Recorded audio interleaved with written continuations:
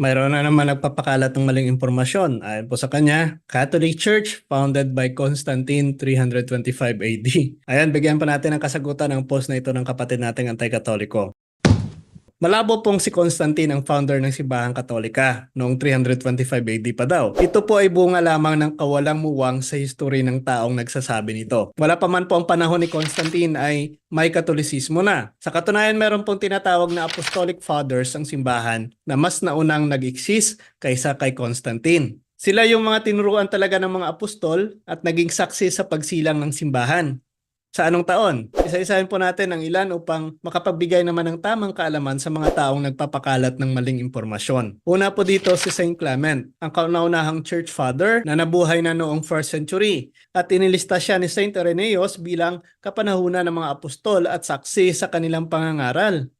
Kung Bible alone po ang paniniwala ng mga kapatid nating protestante, si San Clemente po ay nabanggit rin sa Biblia sa sulat ni Apostol Pablo sa mga taga-Filipos. So hopefully matanggap nila ang katotohanan na ito. At bago po siya mamatay, ay nag-iwan po siya ng isang sulat na kung saan ay nananawagan siya sa mga Kristiyano sa Korinto na panatilihin po ang pagkakaisa at kaayusan. Ang kanyang liham po ay kinopya at malawak na binasa sa unang simbahan at ito po ang pinakaunang Kristiyanong sulat sa labas po ng Bagong Tipan. Pangalawang patunay po dito si Saint Ignatius of Antioch na nabuhay rin po 1st century. Siya po ang ikatlong obispo ng Antioch at isang estudyante rin po ni Juan Evangelista. At kung matatandaan po natin, si Saint Ignatius po ang nagbigay ng pangalang Catholic.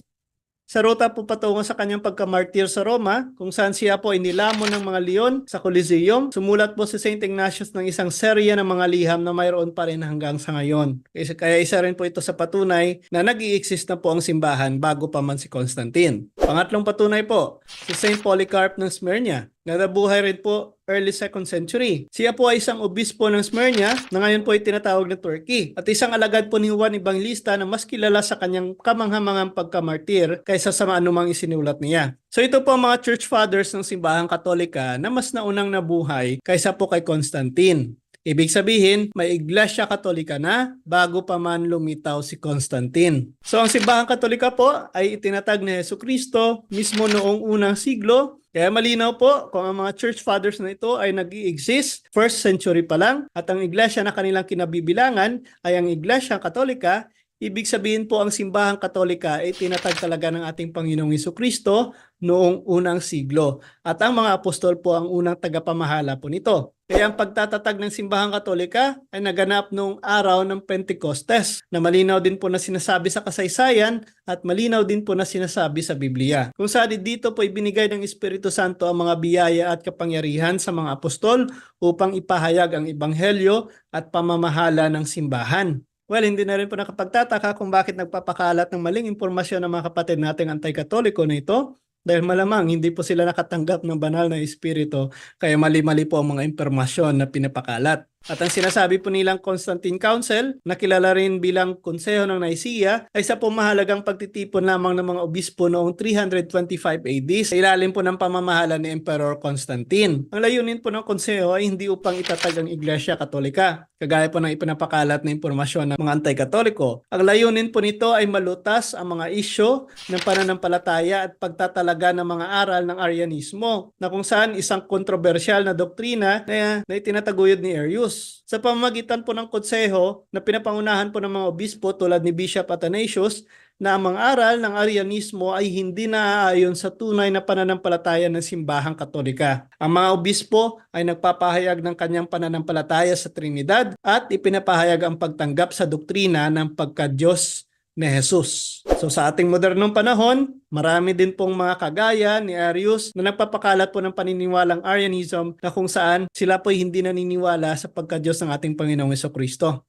Ngunit hindi pa rin sila makakalusot sa mga Catholic defenders natin. So ibig sabihin, malabo po na sabihing nagsimula lamang ang Iglesia Katolika sa Konseho ng Nicaea noong 325 AD. Ang Konseho po ng Nicaea ay hindi nagtatag ng Simbahang Katolika. Ngunit ito po ay naglalarawan ng isang mahalagang yugto sa kasaysayan ng Simbahang Katolika. Well, kung pinapaniwalaan nila 325 AD na nag-i-exist na ang Iglesia Katolika, ibig sabihin mas malapit na ito sa katotohanan. Ngunit sila lalong lumalayo dahil after 15th century lamang sila lumitaw. Kaya napakalabo pong si Emperor Constantine ang palalabasing tagapagtatag ng Iglesia Katolika, kagaya po ng sinasabi ng mga sulpot na sekta. Wala na nga po silang maipakitang referensya, gumagawa pa ng sarili nilang istorya. Ngunit batay po sa referensya at history ay hindi talaga maikakaila. Ang Iglesia Katolika ang natatanging iglesia na itinatag ng ating Panginoong Hesukristo at kahit kailanman ay hindi madadaig ng kadiliman o kahit pa ang mga sulpot na vlogger na nagpapalaganap ng kasinungalingan. So, ayan po mga curious, sana po ay nakatulong ang video na ito at kung nagustuhan niyo po ito, please like and share, ibahagi niyo po sa mga kakilala po ninyo, lalo na po sa mga nagpapakalat ng maling impormasyon upang mabigyan po ng kasagutan ng mga ito. Again, parati po natin sinasabi, maging isang tunay na Katoliko sa salita at sa gawa at maaari niyo rin po itong ipakita sa pamamagitan po ng pagsuot ng ating Catholic t-shirt na available na para sa inyo. Muli po, this is Mr. Curious Catholic, kasama po ninyo sa pagtatanggol ng ating simbahan. Pro Deo et Ecclesia. Sa Diyos po ang lahat ng kapurihan. Hello po, as a choir member, ako po si Linuel Iligo Bagaw. Nahikaya sa inyo upang suportahan pa natin ang Mr. Curious Catholic upang marami po tayong matutunan. Ako po, marami po akong natutunan sa page na yan at naway suportahan po natin lahat, mga ka-curious. Din lang po.